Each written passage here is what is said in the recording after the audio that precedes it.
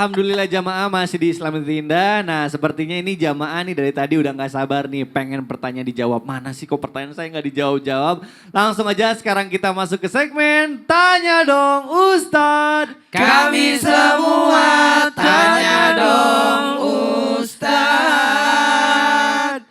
Baik, alhamdulillah ini ada pertanyaan lagi yang insya Allah akan dijawab nih. Ini pertanyaan dari @yhartati059. Assalamualaikum Ustadz. Waalaikumsalam warahmatullahi wabarakatuh. Saya mau nanya, apa hukumnya jika kita disakiti orang lain lalu dibalas dengan menyakitinya lagi? Mohon pencerahannya ya Ustadz. Waalaikumsalam warahmatullahi wabarakatuh. Ustadz Maulana gimana tuh? Bismillahirrahmanirrahim. Ada 3 bentuk pembalasan. Yang pertama pembalasan dalam bentuk adil yang tadi ditanyakan itu.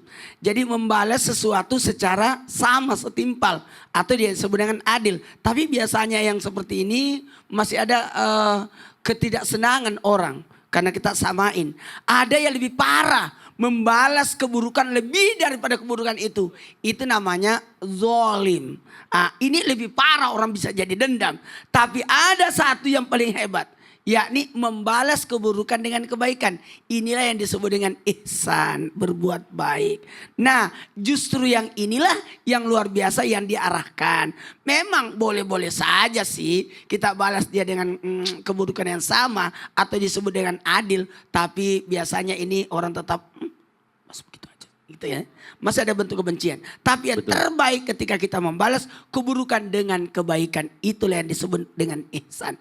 Jadi kalau ada orang berbuat buruk sama kita, sebaiknya kita balas. Minimal kita maafkan, kita ikhlaskan. Kalau perlu kita kasih dia lebih baik. Bukankah kalau ada orang, ada memang begini, berbuat baik tapi ada tujuannya. Ya. Kasih makan ayam. Apa tujuannya kasih makan ayam? Nanti ngambil telurnya biasanya. Nggak, supaya besar, gemuk, mahal harganya. Oh iya.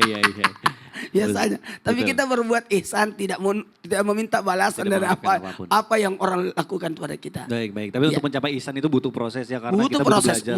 Muslim, mukmin, mustaqim, muhlis, istiqamah. Betul. Jadi betul-betul ada tahapannya. Baik, kita lanjut ya ke pertanyaan berikutnya. Ini ada pertanyaan dari @Fauziyai. Y-nya 2, Fauziyai. Assalamualaikum Ustadz. Waalaikumsalam warahmatullahi wabarakatuh. Izin bertanya, ketika ada yang bergunjing di grup namun kita tidak ikutan gibah, hanya membaca saja. Apakah dengan membaca saja kita sudah mendapat dosa Ustadz? Oh iya nih, kalau misalnya di WA itu kadang suka ada yang gitu ya. Tapi kita cuma baca aja, itu dosa nggak? Nah gimana Ustadz Bani itu? Apa istilahnya? Silent reader ya? Silent reader betul. Saya itu. Waduh Ustadz Masya Allah.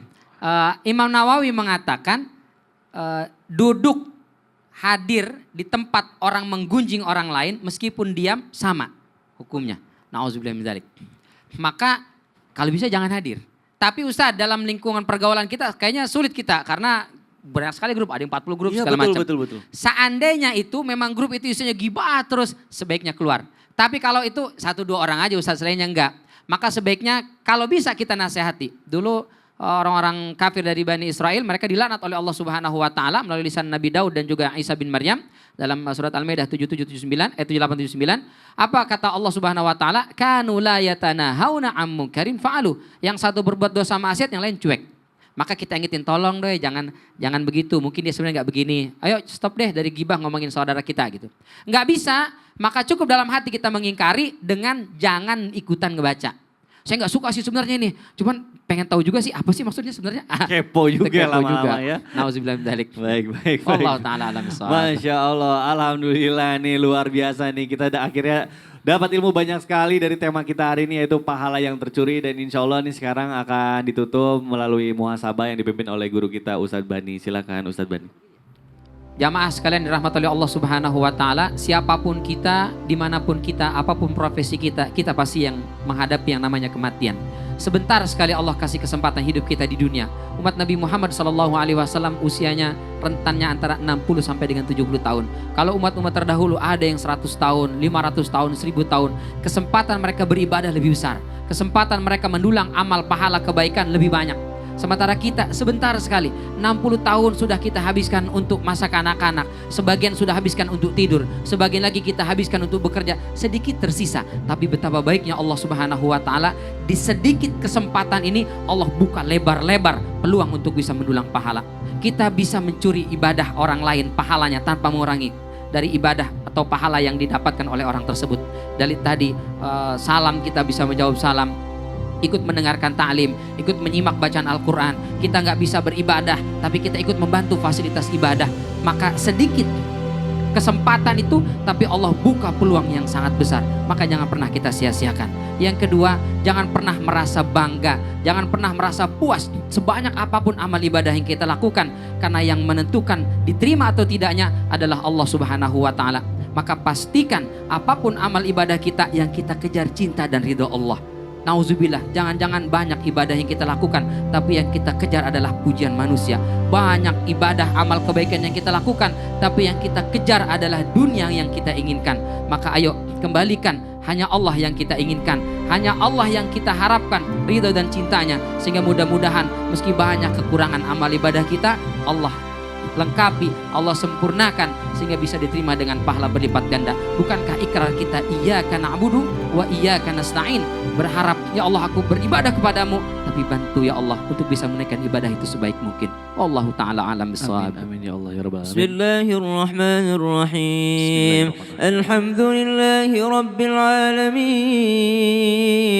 Allahumma salli ala sayyidina Muhammadin an-nabiyil ummi wa ala آله وصحبه وسلم.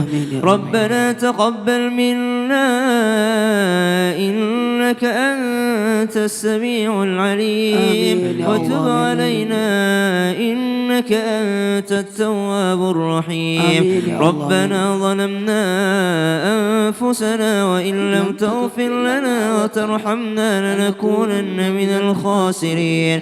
اللهم كما بلغتنا في شهر شعبان فبلغنا رمضان بصحة وعافية ورزق واسعة.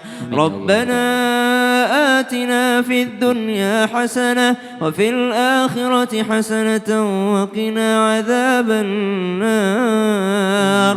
وصلى الله على سيدنا محمد والحمد لله رب العالمين. Amin amin ya Allah ya rabbal alamin. Jamaah, mari kita berdoa mudah-mudahan ilmu yang kita dapatkan di pagi hari ini bermanfaat untuk kita semua dan kita semua bisa mengamalkannya. Sekali lagi saya ingin berterima kasih sedalam-dalamnya kepada guru-guru kita, kepada jamaah yang sudah menyaksikan Islam itu Indah. Akhir kata saya Mikdad Adausi mohon undur diri, mohon maaf apabila ada salah-salah kata. Wabillahi taufik wal hidayah. Wassalamualaikum warahmatullahi wabarakatuh. Waalaikumsalam warahmatullahi wabarakatuh.